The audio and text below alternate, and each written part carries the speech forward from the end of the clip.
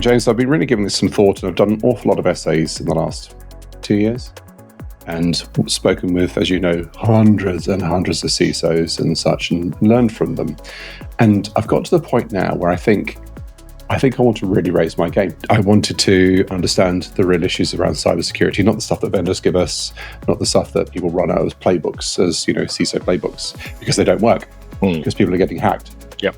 We're going to talk to 200 CISOs around the world, which is quite a large sample size, not give them a survey, talk to them. We're going to make it almost like a normal distribution curve and run the whole thing totally transparently and share lessons learned even in the early days. There's a spectrum of prioritization that a CISO needs now.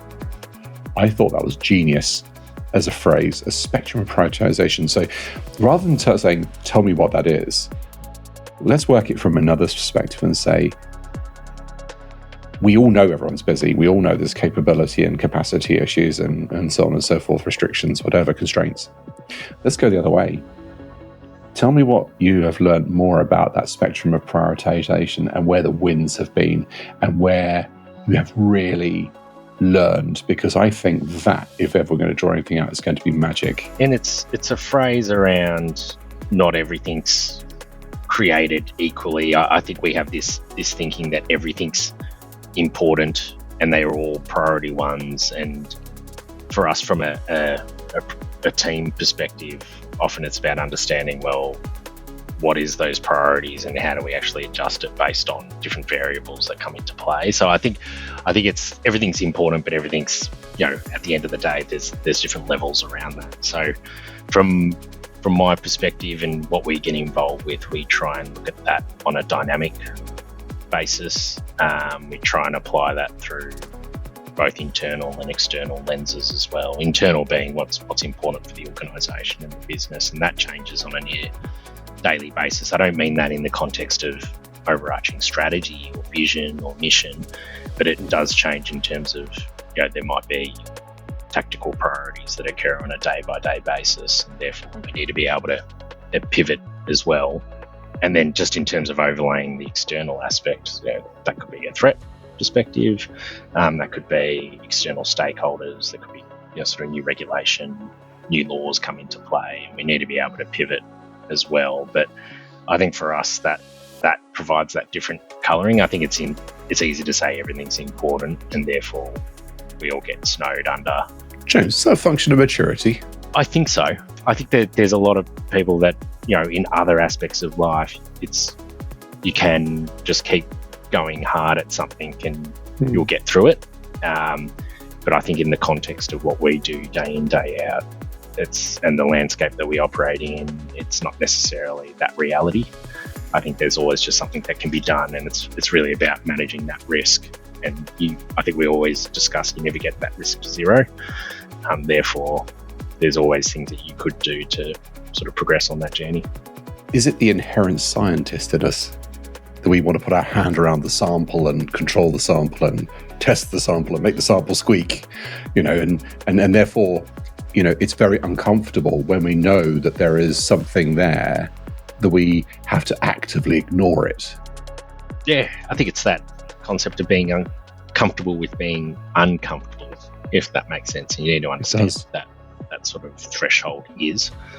I think we operate in a space where we don't like uncertainty, but that's the realm that we're living in at the moment, and that could be uncertainty in a security context. But if we think about that a little bit more macro, that's uncertainty in geopolitics, that's uncertainty in technology changes, that's uncertainty in human nature.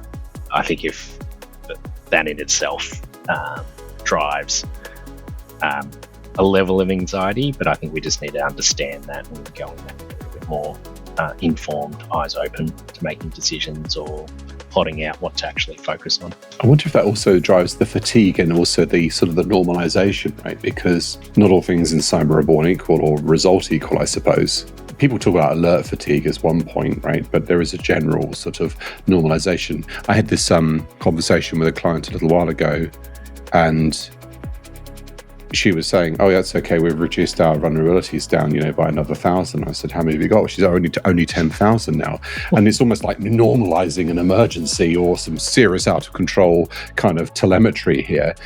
Which way's up? No one knows. So it becomes normalized, and the board sort of go, "Oh yes, we're making wonderful progress here. We're 10% down or thereabouts. Fantastic." But that doesn't represent 10% of risk, and that tiny little bug can be the difference between an organisation staying online. So how do we deal with that? This prioritisation, that spectrum. I've come across various different individuals throughout my career, and I think there's a certain persona or personality that thrives in those types of environments. And what I mean by that is when there's a crisis happening or there's potential risk, or if you think about we can think about media focus, etc. Having individuals that are very focused on seeing through in a logical way how to respond to certain threats or perceived risks, etc., I think is really important. There's nothing, I think, perhaps in prior interviews or conversations you've had, Dan, you may have heard of the whole, you don't want to be running around with your hair on fire during a crisis situation. They're the types of individuals that you want to have that is cool as a cucumber when it comes to responding to incidents. And I think they're the type of people that, as I said, do really well in those types of environments. You've got your prioritisation spectrum clearly becomes a function of characteristics. Some people like chaos. Some people we both know CISOs who are on fire all day, every day. They love it. Yep. Other ones who won't let a damn thing through and then miss something so you can't control everything and everything in between. Funny enough, I always bring it back to aviation because I studied it so extensively, as you know, and there are different types of pilots. There's sort of the ones who defer to defer to authority. There are ones that are anti-authority, believe it or not. There are ones that are aggressive or passive. There's, I think, 4 or 5. There's a spectrum of those sort of. There are prioritisation spectrum. You've got a characteristic spectrum, and would you like to get on board a nice Dreamliner or something like that with a gung-ho pilot, captain? I certainly wouldn't. But you don't want one that's playing chicken constantly either, and or being chicken, because there's some serious things they've got to do. So, and then you've made me think now, James, already. There's also, what's the phrase? Horses for courses, mixing metaphors now. Different organizations have different requirements, and they may or may not know what is best suited for those environments, right? Correct.